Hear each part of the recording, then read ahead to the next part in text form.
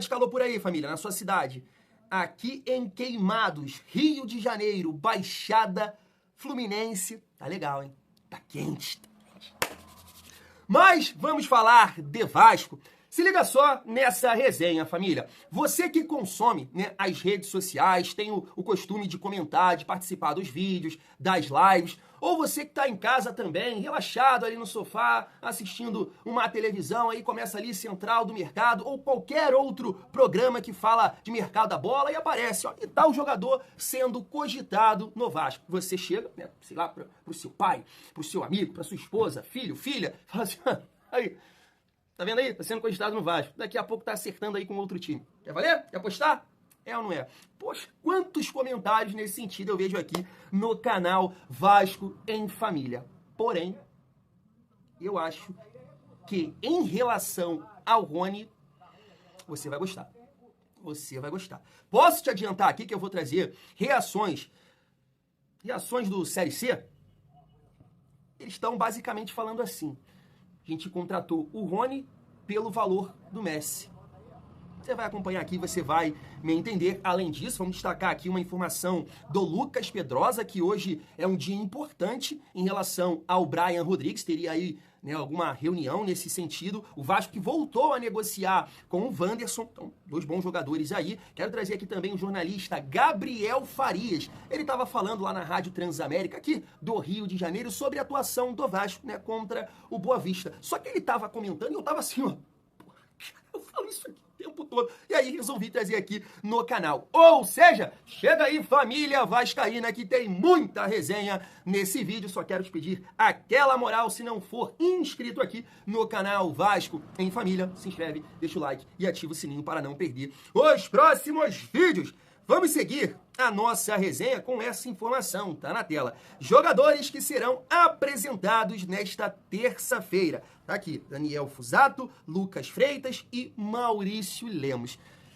É isso, cara. Dessa informação aqui eu vou tirar a seguinte resenha. O Gabriel Farias vai até falar da atuação do Souza também, mas eu vou adiantar. Até pegando um comentário do meu pai hoje, a gente estava resenhando, né, sobre a atuação do Souza, ele falou, né, o Souza eu acho que tem esse entendimento depois da partida de ontem. Dificilmente vai voltar a ter a oportunidade com a camisa do Vasco, porque olha, como volante, não tem a mínima condição pela forma física, e na zaga, já que o Vasco tem Maurício Lemos, Lucas Oliveira, João Vitor e Lucas Freitas, e a gente torce, claro, para quem o Carille escolher num primeiro momento performar, o Souza dificilmente vai ter oportunidades aí no Vasco. E olha, cara, que não é ruim de bola, mas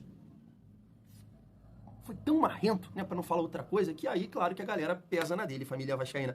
Vamos falar aqui agora sobre o Emerson Rodrigues, comentamos, né, no nosso vídeo de mais cedo, mas o GE também informou, tá aqui, ó, Emerson Rodrigues já se despediu do elenco no último sábado. O anúncio da saída do jogador deve acontecer em breve. O colombiano não fazia parte dos planos da direção do Vasco, que tentava a devolução do jogador com o Inter Miami, desde do fim do ano passado. Ele foi contratado pelo diretor Pedro Martins, sempre esqueço o nome do Pedro Martins, que não está mais no clube de São Januário.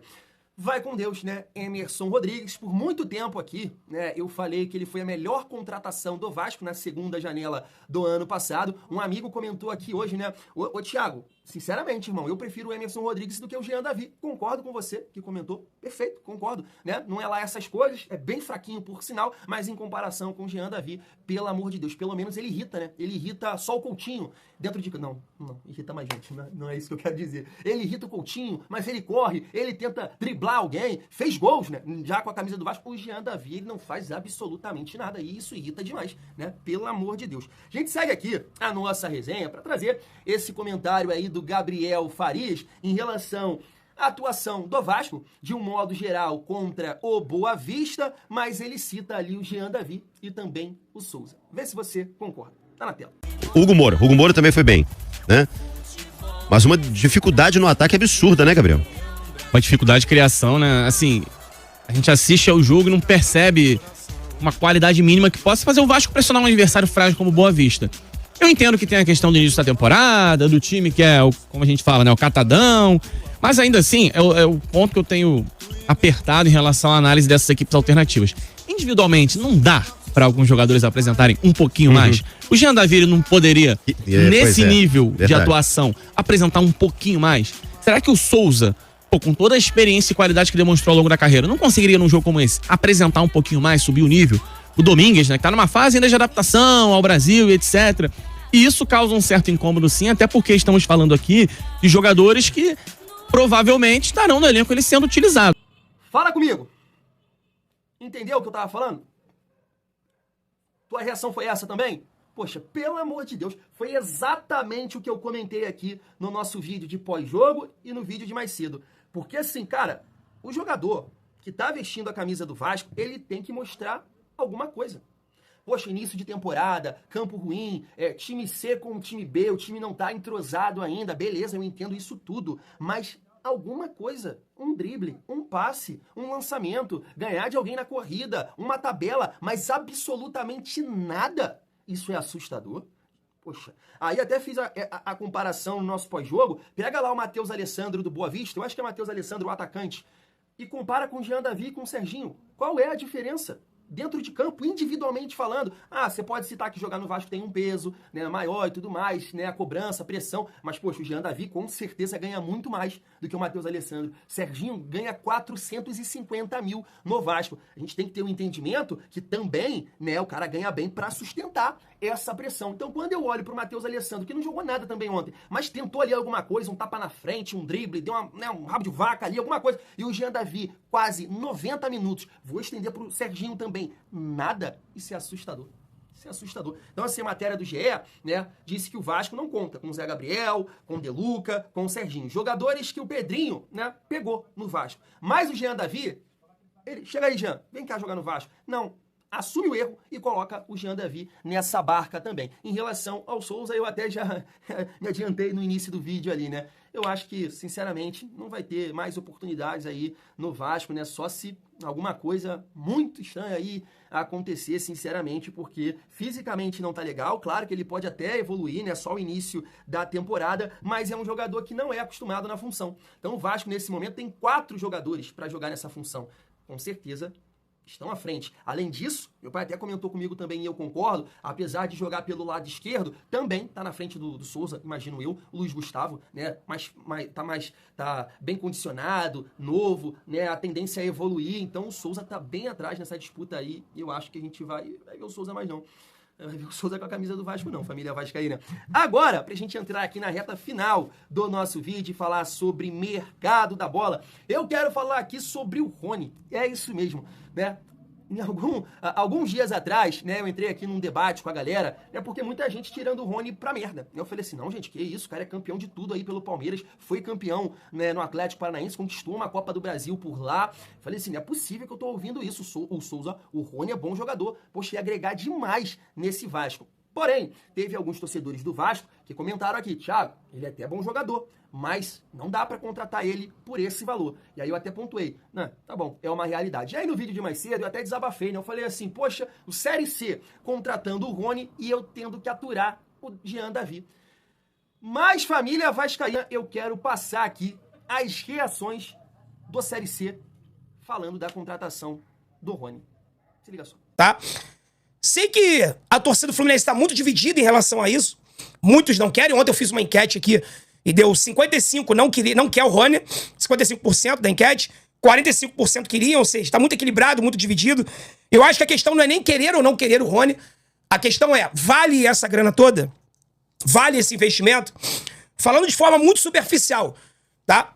50 milhões de reais ao Palmeiras, especula-se 3, 4 anos de contrato do Rony com o Fluminense. 1 milhão por mês, o Rony vai sair barato, sem contar férias, 13º, fundo de garantia. O Rony vai sair barato, puxando pra baixo. Mais de 100 milhões de reais que ele vai custar os cofres do Fluminense no seu período que ele passar por aqui. Seja de 3, 4 anos. Então, assim, o que a galera tá questionando é isso. É um valor muito alto. Muito alto. Vale a pena, Dezão? Não. Rony é bagre? Não. Rony é bom jogador? Eu acho. Rony vai agregar ao Fluminense? Eu acho que sim. Vale o custo-benefício? Na minha opinião, não. Falar em defender a instituição, tem essa notícia envolvendo Rony. Bom, vamos lá, né? Cansativo esse negócio do Rony. Rony é jogador que eu considero bom reforço, mas é isso aí. É bom e bom reforço. É para ser o jogador principal do Fluminense, o maior salário estratosférico da história do clube, a maior contratação da história, 8 milhões de euros. Jogador que vale 7 milhões de euros, segundo o Transfer Market. O Fluminense vai pagar acima do valor de mercado, vai livrar o Palmeiras de um problema, e até aí, contratação, se fosse barata, eu não estaria falando nada aqui, acho que é um bom reforço. Agora, por 8 milhões de euros, 60 milhões de reais, é praticamente isso. São quase 60 milhões de reais. É por esse valor que o Fluminense vai contratar o Rony e pagar um salário de mais de 1 milhão de reais entre luvas e salários? É demais, né, gente?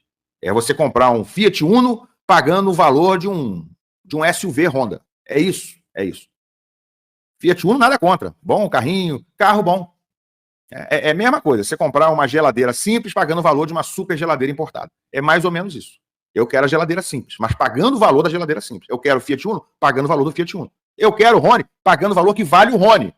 E não o valor do Messi. Aí não. Não dá. Mas não dá de forma nenhuma. Por esses valores, não dá para ter o Rony no elenco. Pode até chegar aqui um torcedor com senso de humor e falar assim, Thiago, mas não sai do nosso bolso, tem que dar o jeito aí, pá, é bom jogador e vai ajudar. Mas não é assim que se pensa, né, família? Porque você contratar um jogador do nível do Rony por esses valores pode prejudicar muito o futuro do seu time, né? Então, não dá. Eu não sei, de fato, né, se são esses valores, mas assim, absurdo, absurdo. Então, a galera que estava comentando aqui nos vídeos, né, pontuando a questão que o Rony, tecnicamente, poderia, sim, ajudar o Vasco, mas por esses valores, né, e aí vocês estão cobertos de razão. Não dá. Não dá muito dinheiro para ter o Rony. Eu até morri de rir aí com esse comentário do último Série C aí, né, falando, você, poxa, contratou o Rony por um valor de Messi. Então, família vascaína, para você ver também que não tá fácil, né? Para contratar aí bons jogadores, o Vasco segue tentando aí contratar um atacante, um ponta, e a gente vai falar sobre isso agora com essa informação aqui do Lucas Pedrosa. Tá na tela, ó.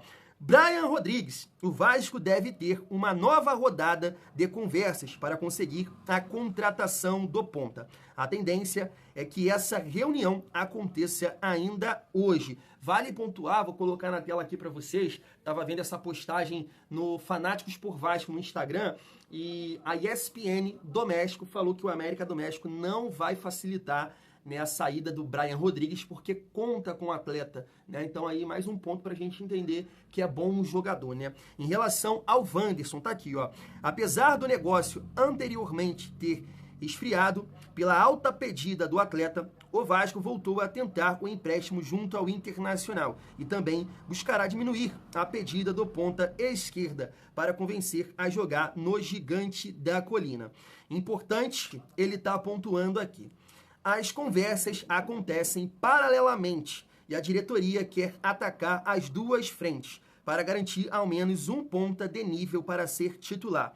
O que não quer dizer que uma negociação exclui a outra. Tudo depende de como as conversas vão se encaminhar. Então tá aí, poxa, né? Já pensou? O Vasco, né, consegue a contratação do Wanderson e também do Brian Rodrigues. Brian Rodrigues eu não conheço, mas estou confiando aqui na família vascaína que, né, já assistiu aí algumas partidas do atleta. O Wanderson eu conheço bem, já assisti alguns jogos dele com a camisa do Internacional. Poxa, cairia bem também no nosso time. É muito daquela resenha, né, em relação ao Wanderson, por exemplo, o Gabriel Veron, né, que num primeiro momento o Porto só sai daqui o time comprando, né, e aí não aparece ninguém. Já vamos aqui trabalhar a questão do empréstimo.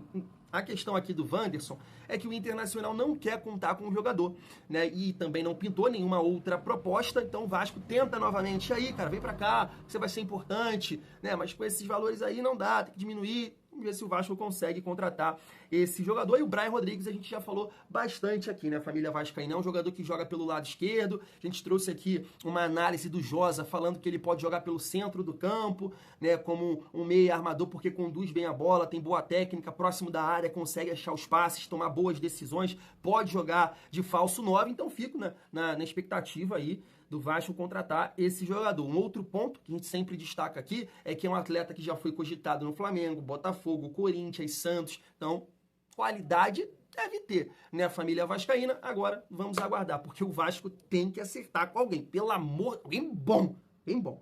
Vou ficando por aqui, vamos junto, é muito bom ser